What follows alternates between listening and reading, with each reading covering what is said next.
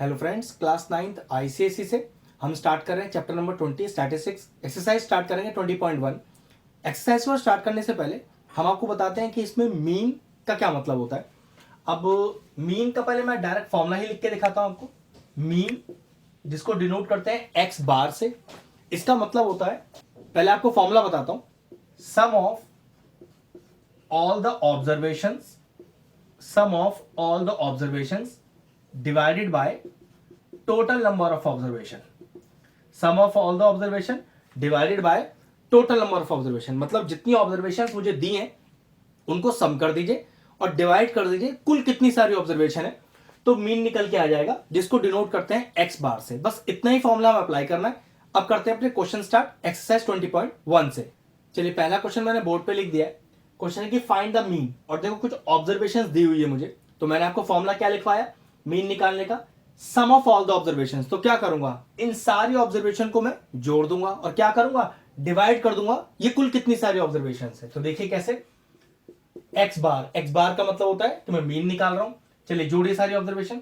तो 8 + 6 + 10 + 12 + 1 + 3 + 4 + 4 whole upon total number of observations. गिनिए कितनी सारी हैं ये, 1 2 3 4 5 6 7 8 ऑब्जर्वेशन है। अब क्या करते हैं, इस न्यूमरेटर का टोटल कर लेते हैं। ये टोटल करके आ रहा है आपके पास 48 और होल अपॉन 8।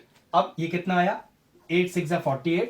तो therefore the mean of the given question is 6। तो पहले क्वेश्चन का जो मीन आया वो हमारे पास 6 आया। फिर समझ लीजिए, कैसा भी क्वेश्चन इसमें आपको मीन फाइंड आउट करना हो, जितनी भी ऑब्जर्वेशन आपको दी हुई है उसको सम कर दीजिए और डिवाइड कर दीजिए टोटल नंबर ऑफ ऑब्जर्वेशन से, आपका आंसर आ जाएगा। अब ये आंसर डेसिमल में भी आ सकता है, कोई जरूरी नहीं है कि ये एग्जैक्ट नंबर हो, तो डेसिमल आंसर आएगा तब भी वो बिल्कुल करेक्ट है। मतलब मीन निकालना हो तो सिर्फ आपके पास अभी यही फॉर्मूला है। ठीक है, क्वेश्चन 1 फिनिश हुआ। चलिए क्वेश्चन नंबर 5 मैंने लिख दिया है।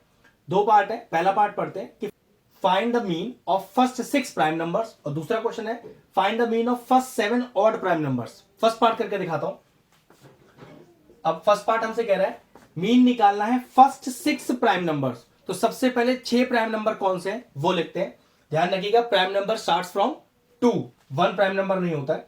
और प्राइम नंबर्स वो होते हैं जो सिर्फ अपने आप से जाएं या 1 से जाएं। तो देखो कौन से होंगे 6 प्राइम नंबर, पहले 2 3 4 नहीं हो सकता, 5 6 नहीं हो सकता, 7 ठीक है, 8 9 10 11 11 प्राइम नंबर हो गया, फिर 12 नहीं हो सकता, और फिर 13। ये जो मैंने आपको 6 नंबर लिख के दिए हैं, या तो ये 1 से जाते हैं या तो ये अपने आप से जाते हैं। तो ये हो गया आपके पहले 6 प्राइम नंबर। अब हमें क्या निकालना है, मीन। मीन को किससे डिनोट करते हैं, मीन को डिनोट करते हैं एक्स बार से। फॉर्मूला क्या था, सम ऑफ ऑल द ऑब्जर्वेशन। तो भाई आप सारी ऑब्जर्वेशन का सम कर दीजिए इस तरह से और डिवाइड कर दीजिए कुल कितनी सारी ऑब्जर्वेशन है। तो लिखा ही हुआ है कि टोटल 6 ऑब्जर्वेशन का ही निकालना है, तो डिवाइडेड बाय 6। अब इसे हम जोड़ लेते हैं। तो 3 और 2 5 और 5 10 17 18 और 10 28 31 और 41। तो ये हो गया 41/6। अब आपको डिवाइड करना है इसको, और ये डिवाइड करके आ रहा है 6.83। मैंने आपसे कहा भी था फर्स्ट क्वेश्चन करते समय कि आपका आंसर डेसिमल में भी आ सकता है। तो ये लीजिए, मीन आया आपका इस क्वेश्चन का 6.83। अब इस क्वेश्चन का सेकंड पार्ट देखते हैं। Mean of first 7 odd prime numbers, मतलब प्राइम भी चाहिए ऑड भी चाहिए। तो ठीक है, अब देखो जरा, पहले मैं प्राइम नंबर्स लिख देता हूं और फिर उसमें से ऑड छांट लेंगे। ठीक है, तो प्राइम नंबर हमेशा 2 से स्टार्ट होते हैं। तो 2 3 4 नहीं होता, 5 6 नहीं होता, 7 8 नहीं होता, 9 नहीं होता, 10 नहीं होता, 11 12 नहीं होता, 13 14 नहीं होता, 15 नहीं होता, 16 नहीं होता, 17 18 नहीं होता, 19 20 नहीं होता, 21 नहीं होता, 22 नहीं होता, 23। चलो लिख दिए। अब चेक करो, क्या इस टोटल प्राइम नंबर में से मुझे ऑड मिल गए 7 प्राइम नंबर, क्योंकि देखो लिखा है ना फर्स्ट 7 ऑड प्राइम नंबर्स। तो देखो 2 एक प्राइम नंबर तो है लेकिन ऑड नहीं है, सॉरी इसको नहीं ले सकता।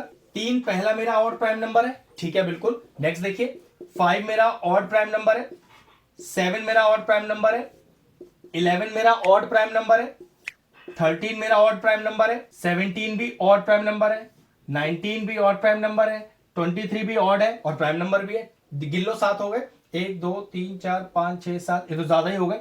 चलिए हटाइए 23 को। तो बस अब ये पहले जो 7 प्राइम नंबर है वो भी ऑड, उनका मुझे क्या निकालना है, मीन निकालना है। तो मीन का फॉर्मूला वही x bar is equal to sum of all the observation. तो 3 + 5 + 7 + 11 + 13 + 17 + 19 होल अपॉन, ये तो पहले ही पता है कि टोटल आपके पास कितने हैं, 7। बस अब टोटल करते हैं इसका। अब ये टोटल देखो आपके पास कितना आएगा, ऊपर का टोटल करके आ रहा है आपके पास 75 और अपॉन 7। अब 75 अपॉन 7 करना है और ये मेरे पास आएगा 10.71। ये लीजिए, आगे सेकंड पार्ट का भी आंसर। कुछ नहीं करना था, आपको 7 ऑड प्राइम नंबर सेलेक्ट करने थे और उनका फिर मीन निकालने था। ये लीजिए, क्वेश्चन नंबर 5 के दोनों पार्ट फिनिश हुए। चलिए क्वेश्चन नंबर 6 का सेकंड पार्ट करते हैं। फर्स्ट पार्ट बिल्कुल नॉर्मल सा है, सिंपल मीन निकालना है, आपको ऑब्जर्वेशन दिए हुए। चलिए मैं सेकंड पार्ट पढ़ता हूं अपने बुक से। क्वेश्चन कह रहा है मुझे, the mean of the age of 3 students Vijay, Rahul and Rakhi is 15 years. If the age are in the ratio 4:5:6 respectively, find their ages. मतलब मुझे 3 स्टूडेंट्स दिए हुए हैं और तीनों की एज का मीन दिया हुआ है और तीनों की एज का रेशियो भी दिया हुआ है और फिर मुझे उन तीनों की एज निकालनी है। देखो किस तरह से करते हैं, ऐसे क्वेश्चनों का लॉजिक समझ लीजिए। जब भी आपको किसी भी चीज का रेशियो दिया हो तो पहले उस चीज को लेट कीजिए। जैसे मुझे यहां पर एज का रेशियो दिया है 4:5:6, तो हमें क्या करना है, सबसे पहले इस एज के रेशियो को कुछ लेट करना पड़ेगा। वो कैसे लिखे, let age be denoted by x. ठीक है, अब देखो 3 स्टूडेंट कौन कौन से हैं। स्टूडेंट हमारे पास विजय, राहुल और राखी। तो लिखेंगे एज ऑफ विजय, फिर एज ऑफ राहुल और एज ऑफ राखी।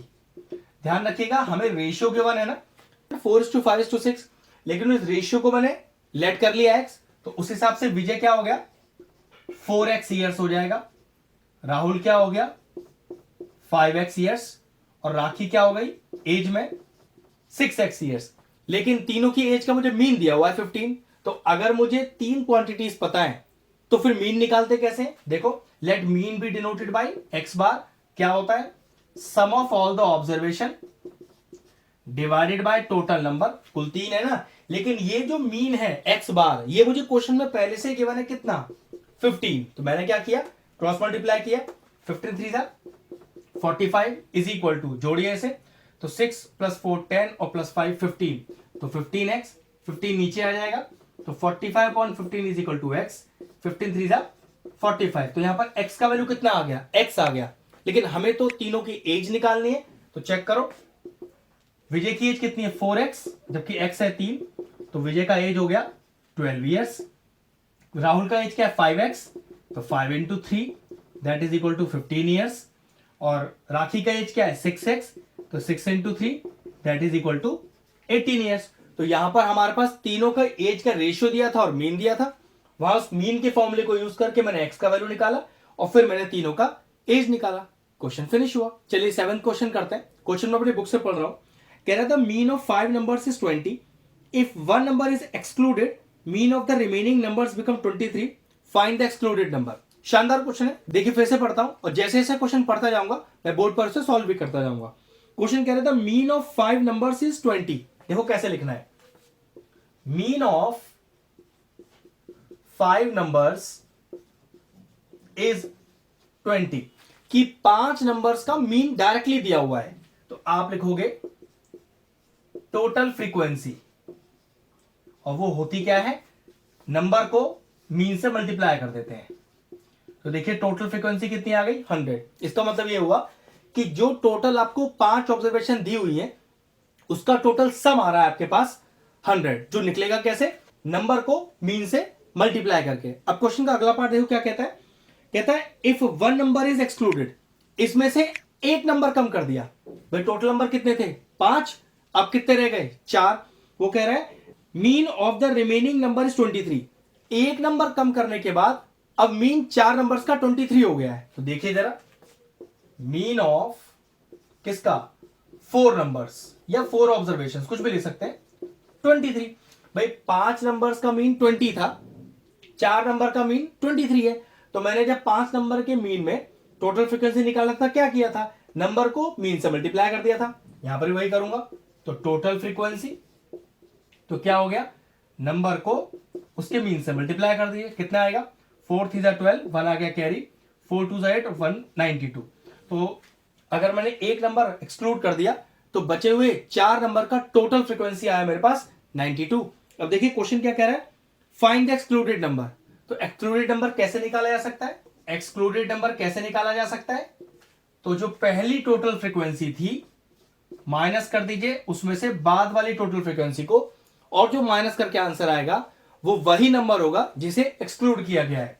तो अगर 100 में से 92 माइनस करेंगे तो आंसर आएगा 8। तो आपका आंसर हुआ कि जिस एक नंबर को हमने एक्सक्लूड किया था, 5 दिए थे ना, तो एक नंबर एक्सक्लूड किया था, तो वो जो एक एक्सक्लूड नंबर किया था वो है 8।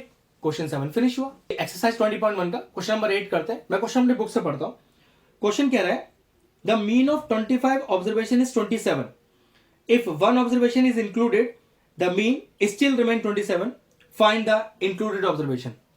इस बार आपको 25 ऑब्जर्वेशन का मीन दिया है 27।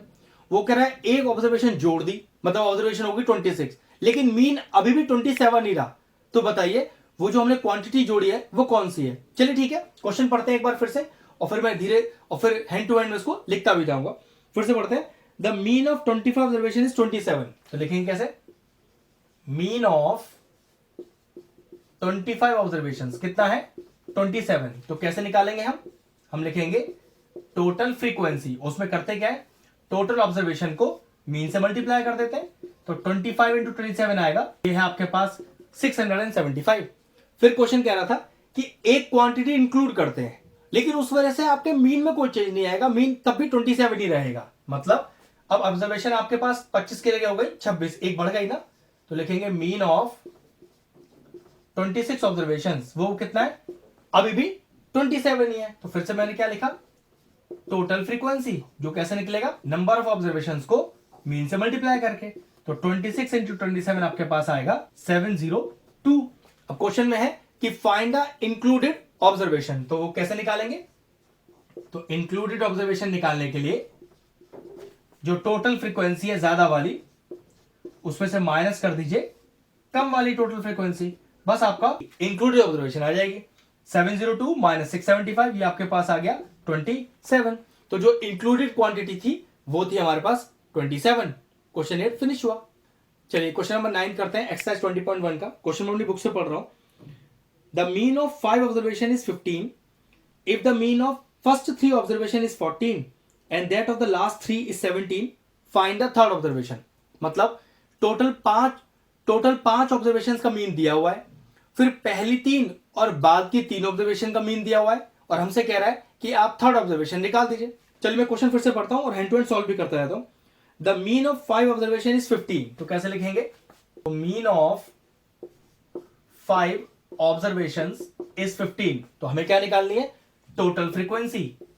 तो टोटल फ्रीक्वेंसी कैसे निकाली जाती है, नंबर ऑफ ऑब्जर्वेशन को मीन से मल्टीप्लाई करके। तो 15 इंटू 5, तो 15 5 सा 75। अब क्वेश्चन का अगला पार्ट देखिए क्या कहता है, if the mean of first 3 observation is 14। देखिए जरा, तो लिखेंगे mean of first 3 observation is 14।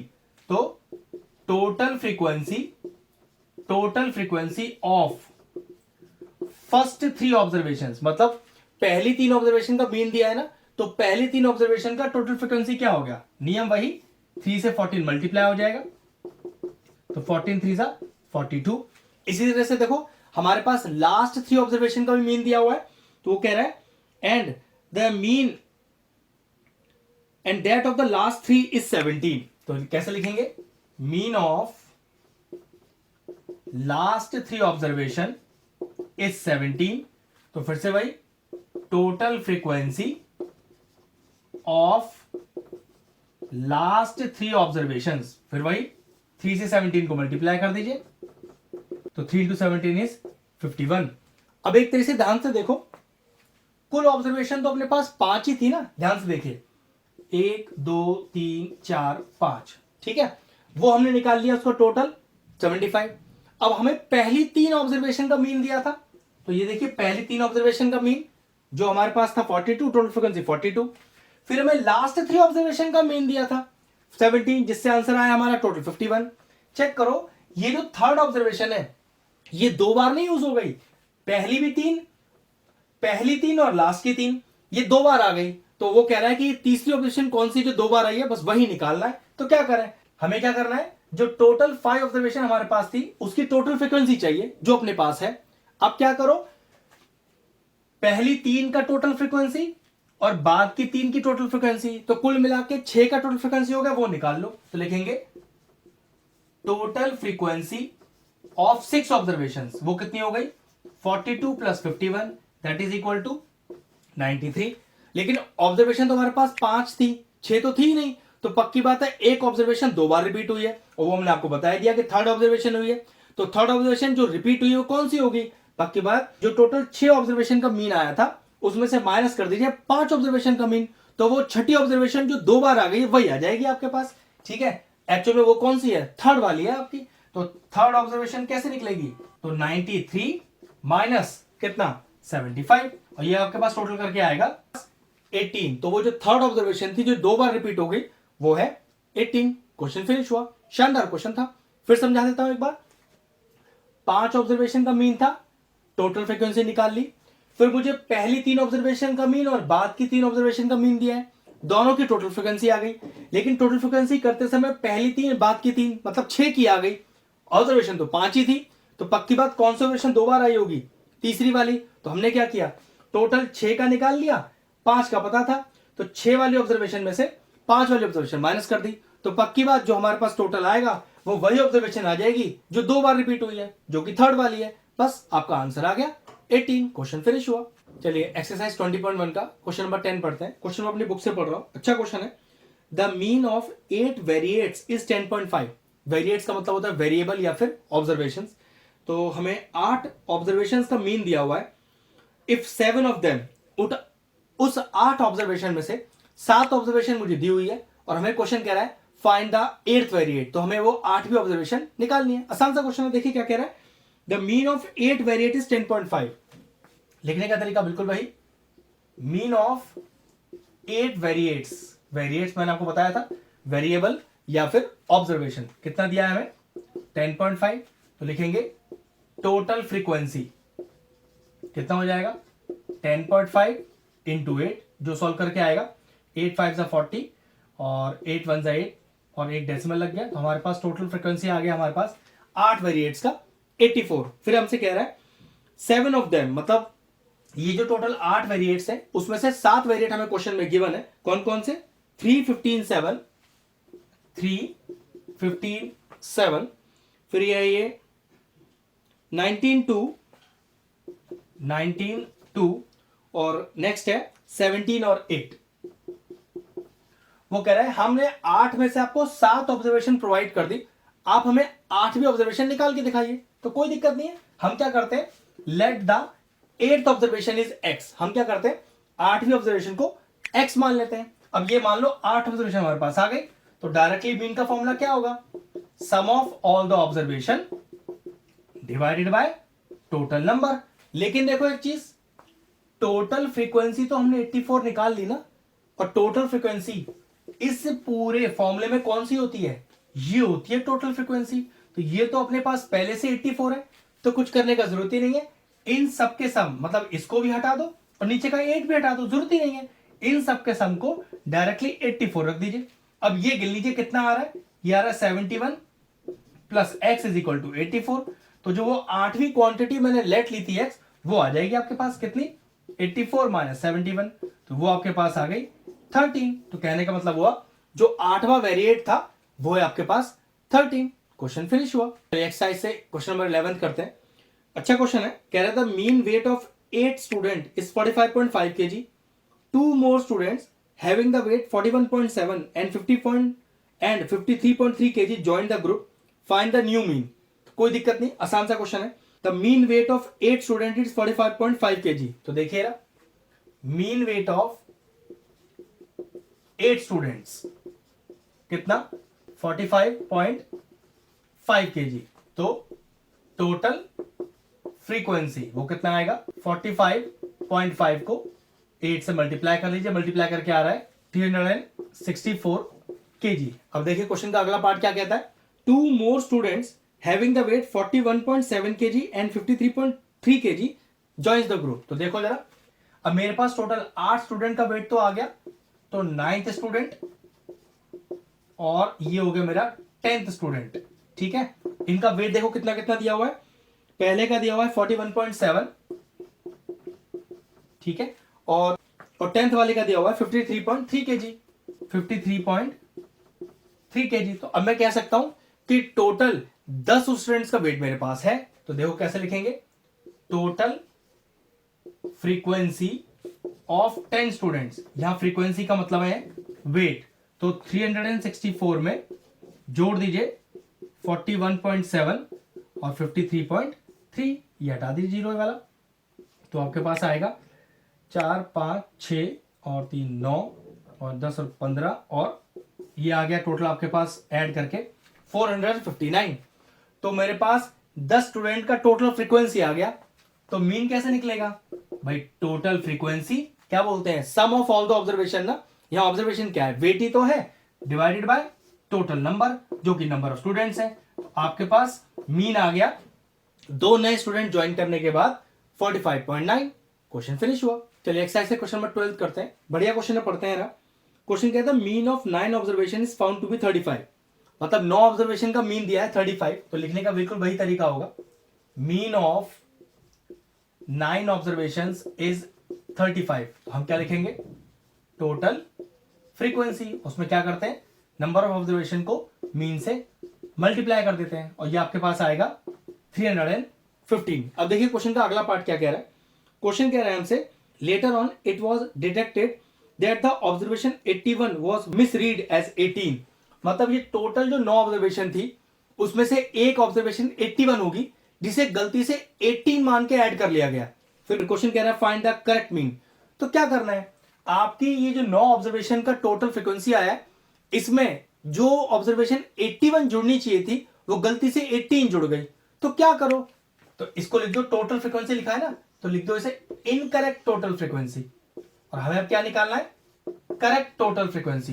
तो करेक्ट टोटल फ्रीक्वेंसी कैसे आएगी, जो टोटल फ्रीक्वेंसी आपने अभी निकाली थी उसमें से उस क्वांटिटी को माइनस कर दीजिए जो गलती से ऐड हो गई और अपनी सही क्वांटिटी को ऐड कर दीजिए। फिर समझ लीजिए, ये जो 315 है ये 9 ऑब्जर्वेशन की टोटल फ्रीक्वेंसी है, लेकिन इस टोटल फ्रीक्वेंसी में जिसको आपको 81 जोड़ना चाहिए था उसे आप गलती से 18 जोड़ गए हो। तो मैंने क्या किया, उस 18 को पूरा पूरा माइनस कर दिया और अपनी सही ऑब्जर्वेशन 81 को जोड़ दिया। अब ये टोटल कर लीजिए, ये आएगा 378। अब आपके पास करेक्ट टोटल फ्रीक्वेंसी आ गई 9 ऑब्जर्वेशंस की। तो बस अब करेक्ट मीन निकाल देते हैं।